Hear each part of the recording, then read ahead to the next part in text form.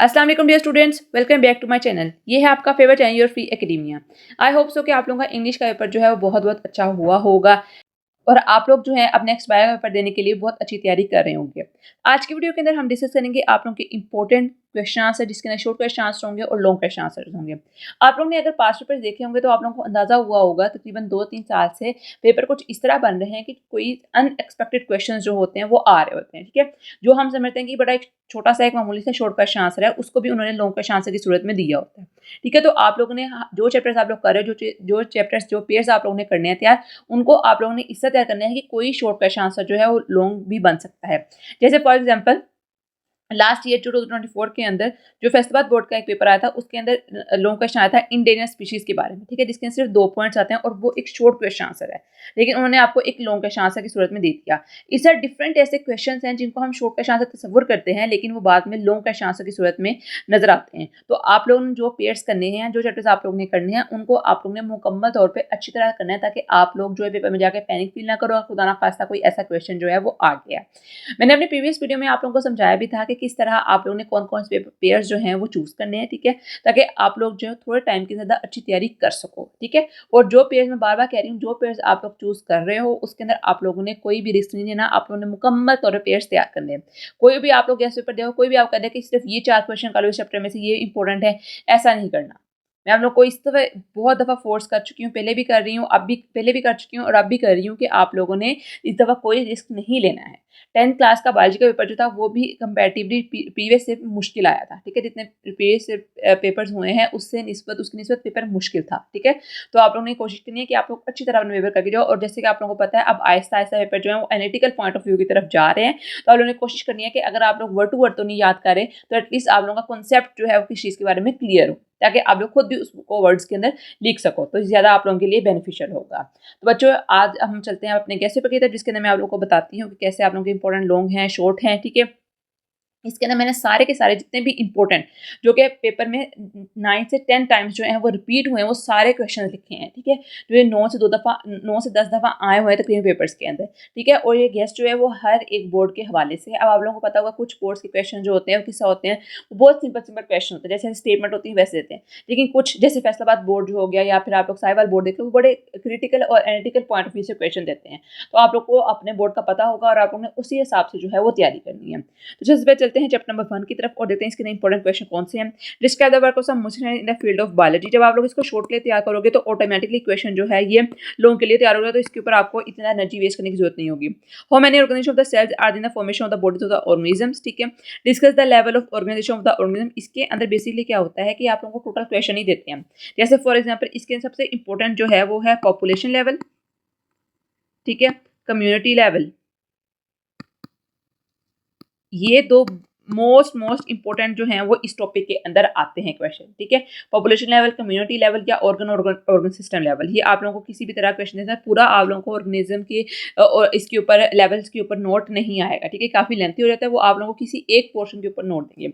उसके बाद आता है carriers in biology. Carriers in biology के बारे में आप लोगों को कह सकते हैं कि इन 2-3 का कैरियर्स लिखें। ठीक है, लॉन्ग के अंदर आ सकता है आपको इस दफ़ा। ठीक है, क्योंकि ये एनालिटिकल पॉइंट ऑफ व्यू से काफ़ी इंपॉर्टेंट है, तो इसके अंदर ये एडिशन की है मैंने कि ये आप लोगों को आ सकता है। चैप्टर नंबर 4 के देखें तो देखें बच्चों, चैप्टर नंबर 4 की आप लोगों को पता है कितना लेंथी चैप्टर है। अगर मैं चैप्टर नंबर 4 में से आप लोगों को बता दूं कि हाँ सिर्फ ये 1-2 क्वेश्चन कर लो, तो ये आप लोगों के साथ नाइंसाफी होगी। ठीक है, तो मैंने कोशिश की मैं चैप्टर 4 में से जो इंतहाई अहम क्वेश्चन है, इंपॉर्टेंट, जो कि जिसके आने के चांसेस जो हैं वो 90 से 95% है कि बोर्ड्स के अंदर ये क्वेश्चन लाजमन आएंगे, वो मैंने यहाँ पर लिखे हैं। ठीक है, तो आप लोगों ने अगर तो आप लोगों ने चैप्टर 4 तैयार कर रहे हो, जो पेयर में कर रहे हो, तो आप लोगों ने कोशिश करनी है कि आप लोग अच्छी तरह पूरा चैप्टर तैयार करो।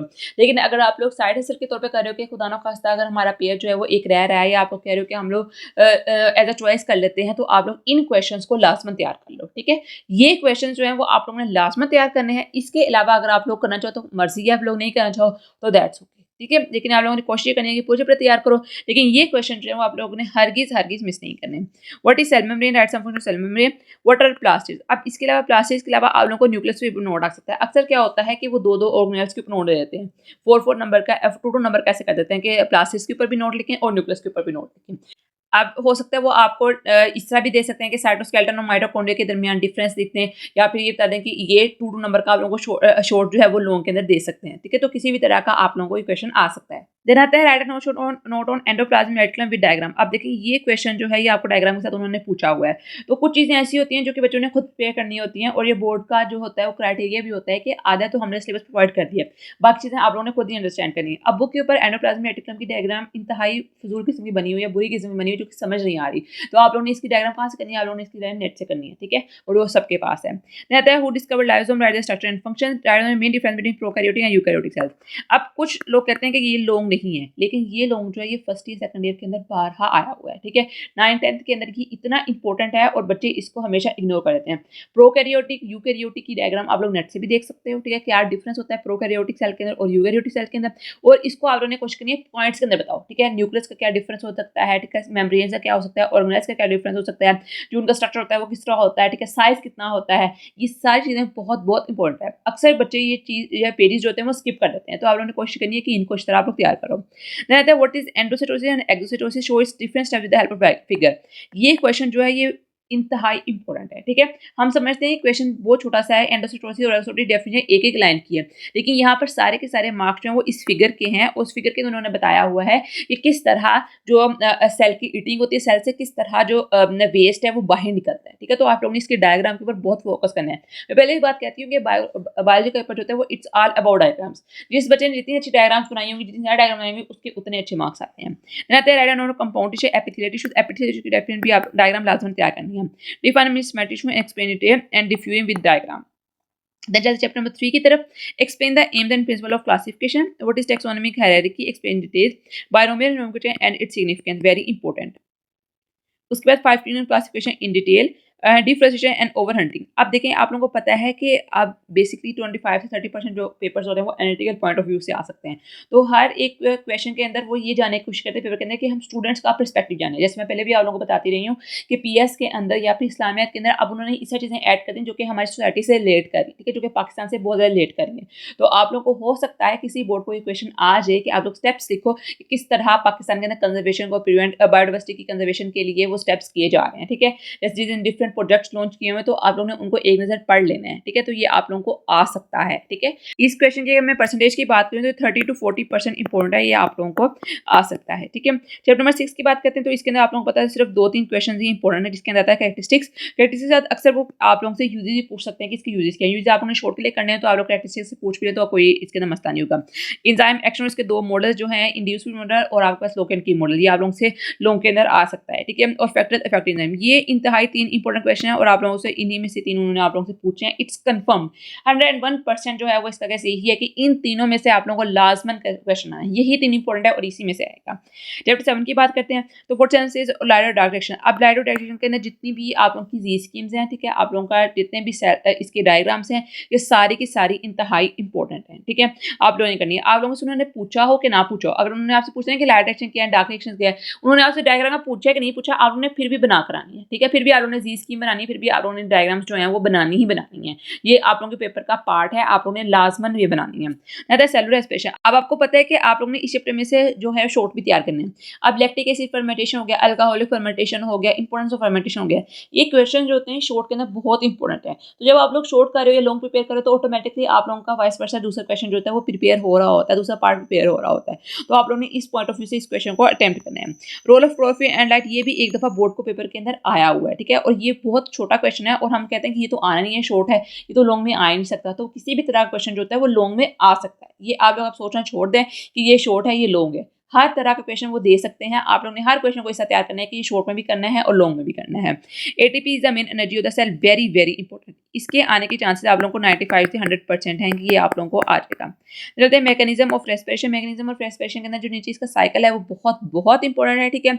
अगर आप लोग उसी साइकिल को याद कर लेते हो तो ऊपर वाला पैराग्राफ जो है वो उसी की इंटरप्रिटेशन है, ठीक है। अगर आप लोग वही जो जितना उसका डायग्राम बनाई हुई, फ्लो चार्ट बनाया हुआ वही कर लोगे तो आप लोग उसको ऊपर से इस तरह उसको लिख के याद कर सकते हो। चैप्टर नंबर 8 की बात करते हैं तो इसके अंदर आता है role of stomach, oral cavity, smile design, human body. अब देखें, अब आपको पता है कि ये इंपॉर्टेंट 3 क्वेश्चंस हैं। रोल ऑफ स्टमक हो गया, ओरल कैविटी हो गया, स्माइल डिजाइन। ये हर बोर्ड में रेसिप्रोकल करके कभी एक बोर्ड को ये वाला आ रहा है, कभी एक ये आ रहा है, कभी मॉर्निंग को स्टोमक के ऊपर आ रहा है, तो दूसरे इवनिंग को स्मार्ट सन के ऊपर नोट आ रहा है, ठीक है। तो आप लोगों ने इसके ऊपर बिल्कुल भी कोई रिस्क नहीं लेना है। Different types of male nutrition, ये शॉर्ट के हवाले से बहुत इंपॉर्टेंट है, लेकिन अक्सर एक दो बोर्ड्स के अंदर ये लॉन्ग में भी देखा गया है। Role of nutrient in human body, अब इसके अंदर कार्बोहाइड्रेट्स और प्रोटीन्स के ऊपर लॉन्ग 2 दफा आया हुआ बोर्ड के अंदर, ठीक है। तो आप लोगों को चांसेस है कि इस दफा ये बोर्ड के अंदर आ जाए, एक साल छोड़ के एक साल फिर इस तरह का क्वेश्चन आया हुआ है, तो हो सकता है कि आप लोगों को इस दफा ये नोट आ जाए। लिवर इन human body very very important, इसके आप लोगों को चांसेस 95 से 100% ही हैं। ये बहुत बहुत इंपॉर्टेंट है। वर्किंग ऑफ ह्यूमन आइडेंटिटी ये इंपॉर्टेंट है, लेकिन अगर आप लोग इसको स्किप करना चाहो तो आप लोगों की मर्जी है। तो चलते हैं शॉर्ट क्वेश्चन आंसर के ऊपर। शॉर्ट क्वेश्चन मैंने कोशिश की है कि मैं हर तरह को शॉर्ट क्वेश्चन आंसर जो है इसके अंदर इंक्लूड करूँ। Define molecular biology, morphology and physiology, genetics, parasitology, what is meant by fossils, professional study of biotechnology, environmental and cell biology, medicine and surgery. Define pharmacology and immunology. What is different between horticulture and agriculture? What is meant by animal husbandry? What is studied in profession of farming? Define forestry. चलते हैं define cell biology and histology, what is different between zoology and botany. ये side definitions जो हैं ये आप लोगों की chapter number 1 से हैं। देन रहता है what is G1 and G2 phase, karyokinesis and cytokinesis. Sorry, what is the function of chiasm in crossing over, what is meant by crossing over diagram, इसकी लाजमत करनी है क्रॉसिंग ओवर की। Differentiate between benign and malignant tumor, meiosis and mitosis, right to advantage of apoptosis. What is difference between somatic cell and germline cell? What type of division occurs in them? What is phagocytosis? How it is formed? Diagram लाजमन करनी है। Name 4 phases of karyokinesis. Explain synapse. Difference between diploid and haploid cells. What is meant by blebs? Very very important. What is difference between benign and metastasis? Define mitosis. In which cell does it occur?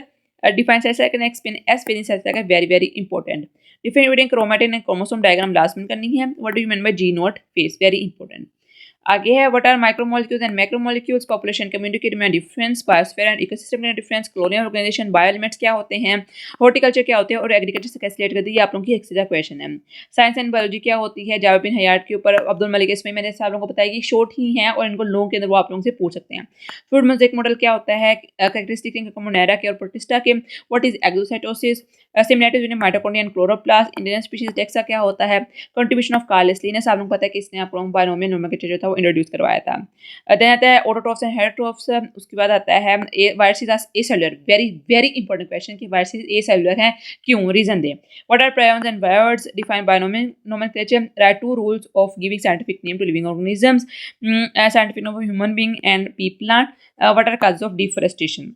Name 3 Indian species, what is national bird, what is man biosphere level. आप देखो अगर आप लोगों को ये एक board में आया है तो आप इसके लिए एक क्वेश्चन तैयार कर सकते हो और 1 से 2 एग्जांपल्स आप लोग और ऐड कर सकते हो इंडियन स्पीशीज के अंदर, और आप लोग जो आप लोगों की इसकी जितनी भी हैं आप लोगों को हवारा बस्टेड दिया हुआ है, ठीक है, इंटरस्टॉल्फन दी हुई है, तो आप लोग 1 से 2 एग्जांपल और ऐड कर सकते हो कि इंडियन स्पीशीज पाकिस्तान में कौन कौन सी हैं। अच्छा, आप लोगों का लॉन्ग अटेम्प्ट हो जाएगा।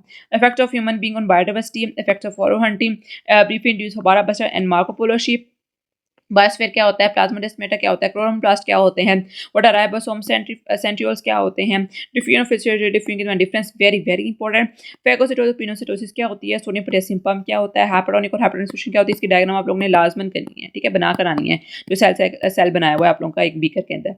Different type of fishes in plants, osmosis and active transport, xylem and phloem, lysosomes, muscle cells, different type of animal and plant cell, function of cytoplasm and cell, what is cell membrane and plasma membrane, difference between magnification and resolution, what is micrograph, define telegraph pressure।